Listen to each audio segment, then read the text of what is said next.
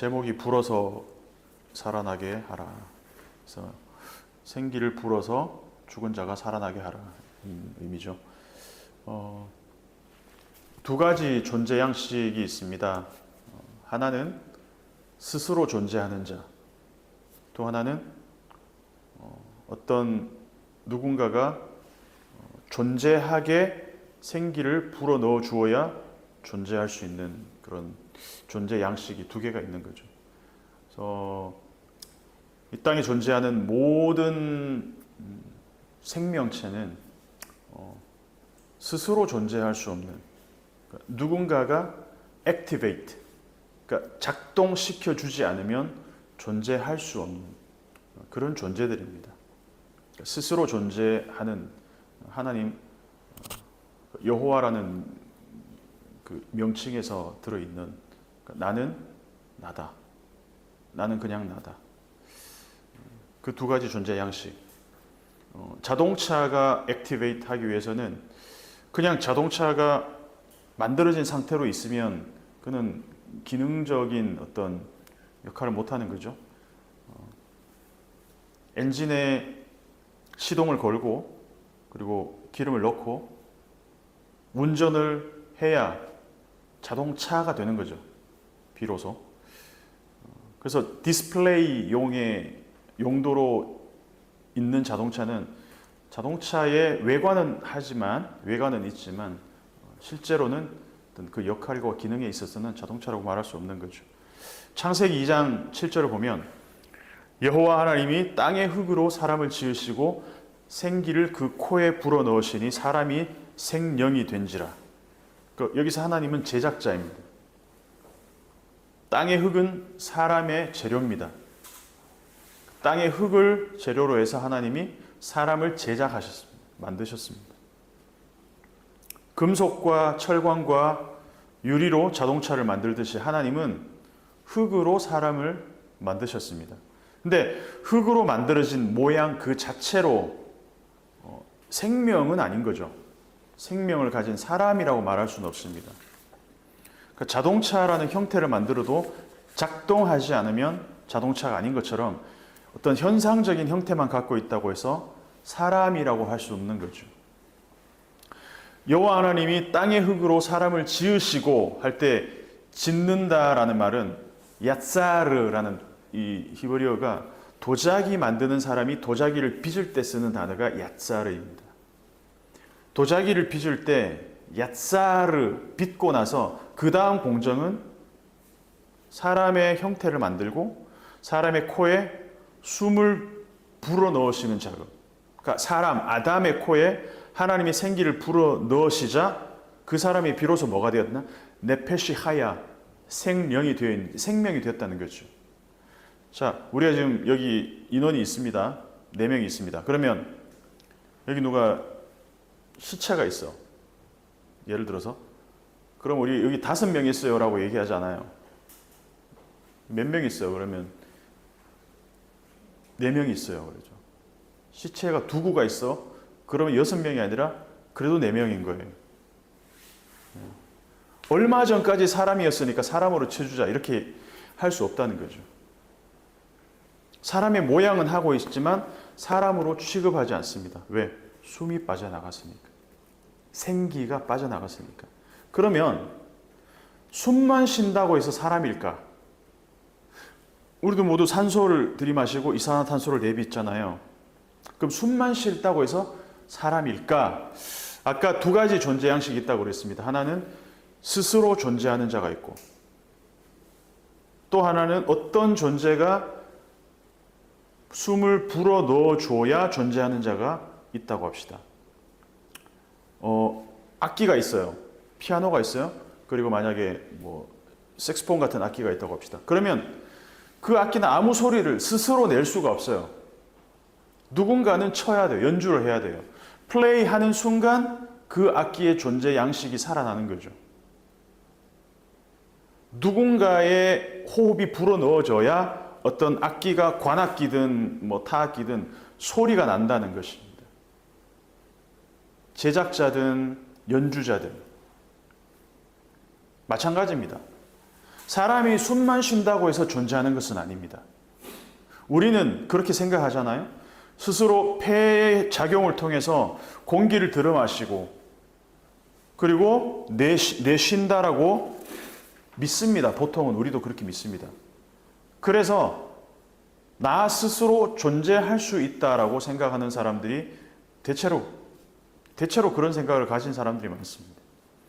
또 어떤 사람들은 내가 폐로 숨을 들이마시고 내쉬지만 이 숨은 내 스스로의 힘으로 들이마시고 내쉬는 것이 아니다라고 믿습니다. 다시 말해서 내가 독자적으로 존재하지 않고 누군가가 나에게 숨을 불어넣어 주셔야 존재한다라고 믿는, 그래서 아까 처음에 얘기한 것처럼 두 가지 존재 양식, 스스로 존재하는 자, 스스로 존재할 수 없는 자. 그런데 또 한 가지가 있습니다. 스스로 존재하지 않음에도 불구하고 스스로 존재한다고 믿는 사람들. 에스겔 37장은 이 원리를 아주 쇼킹한 비주얼로 보여주고 있습니다.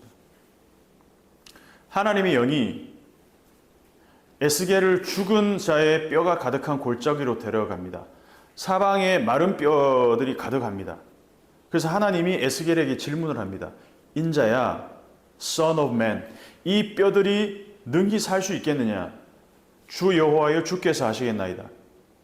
다른 말로 저는 잘 모르겠습니다. 그러면은 이 널브러져 있는 이 뼈들에게 내 말을 대언해서 일러라. 너희 마른 뼈들아 여호와의 말씀을 들을지어다, 이렇게 얘기합니다. 이 장면은 거의 정확히 창세기 2장 7절의 재현입니다. 에스겔 37장은 창세기 2장과 흡사합니다. 저는 그렇게 생각합니다. 마른 뼈들에게 힘줄과 살을 입히고 가죽을 그 위에 덮고 마지막으로 생기 루아흐를 불어넣으면 살아나리라.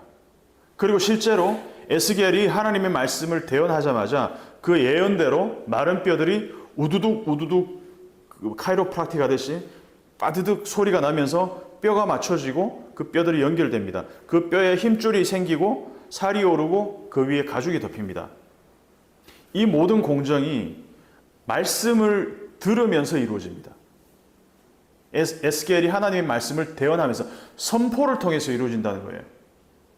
그 손으로 막 빚고 이런 과정을 통해서가 아니라 말씀의 대언을 통해서 이루어져요. 정확하게 창세기 2장이죠.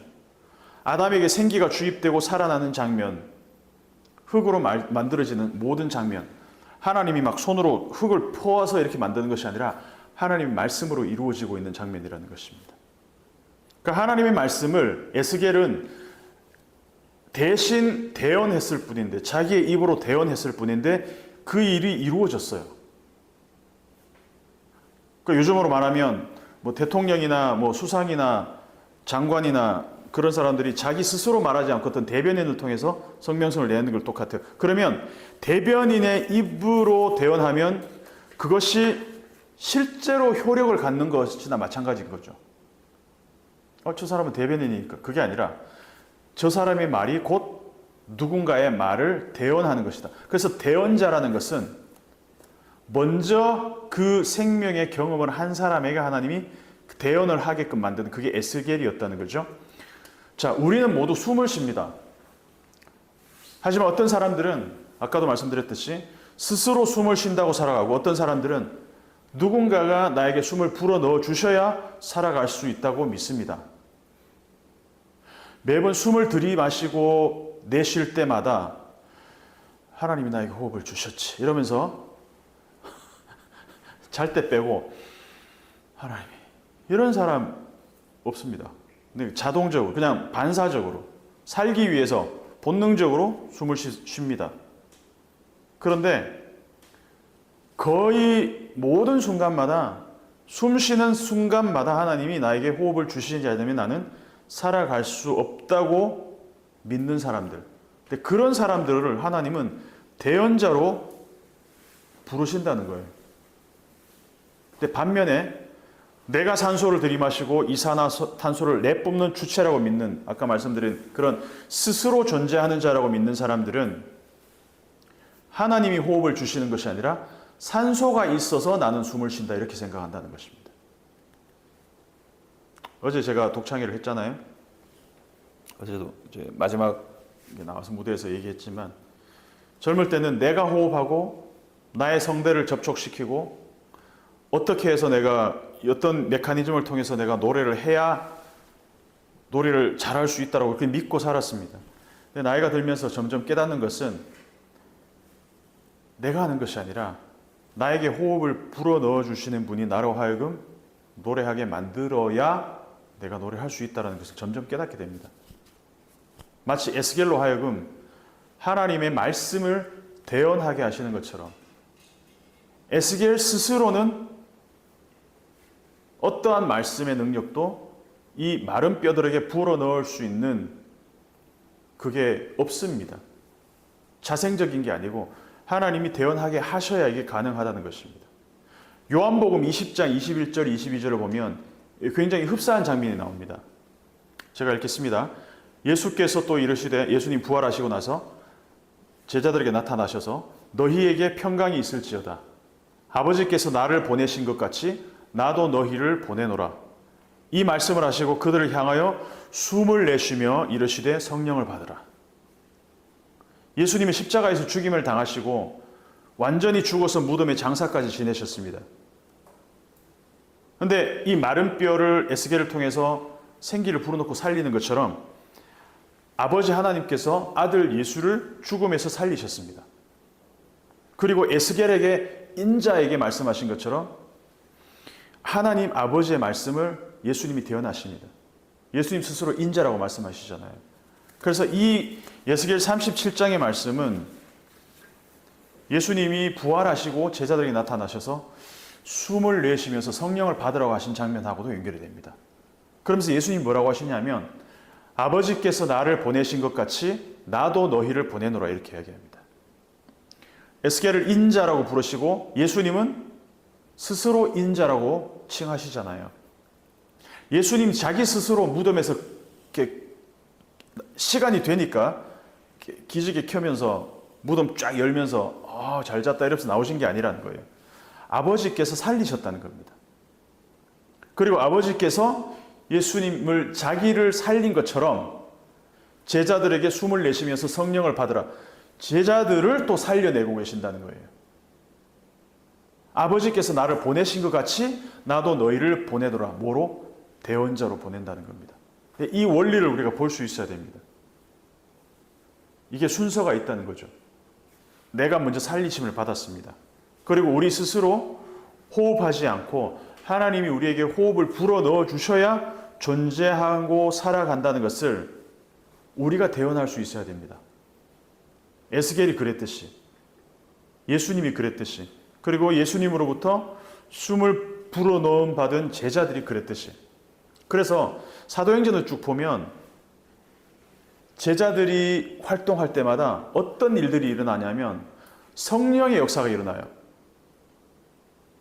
굉장히 그 코로나19가 이렇게 전이되는 것처럼, 이렇게 확산되는 것처럼 순식간에 전파가 됩니다. 예수님으로부터 그 숨을 불어넣음 받은 성령을 받으라고 하셔서 제자들에게 전가된 그 성령을 제자들이 나가서 대언할 때마다 곳곳에서 성령이 그들에게 임하는 역사들이 일어난다는 겁니다. 전방위적으로. 예수님이 아버지의 말씀을 대언하시고 제자들은 또 예수님의 말씀을 대언하시고 그 제자들의 말씀을 듣고 성령을 받은 사람들은 또 다른 사람들에게 대언을 하고 이런 식으로 나가더라는 것이죠.